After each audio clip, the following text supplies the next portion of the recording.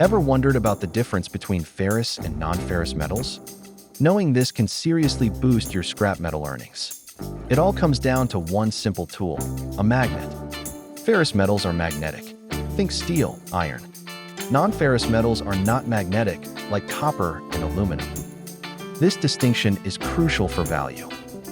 Ferrous metals, like steel, often rust and are abundant. They yield less profit. Non-ferrous, however, like copper and aluminum, are far more valuable. A pound of copper is worth significantly more than a pound of steel. So, test your metals. Separate them.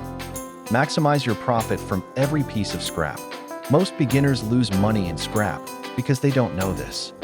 Ferrous metal equals contains iron, which means it sticks to a magnet. Steel, cast iron, heavy scrap. If the magnet grabs it, it's ferrous. It's everywhere, but it usually pays the least. Why?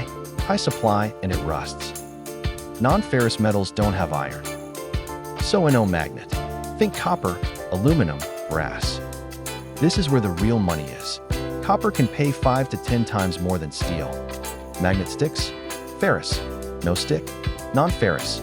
That's the game. Want to start making real money with scrap? Hit the link in the comments and join the free Discord. Learn the difference between ferrous and non-ferrous metals in under 60 seconds. This beginner-friendly guide shows you how to identify valuable scrap like copper and aluminum so you can make more money. Join the free Scrap Wealth Discord through the link in the comments to learn more.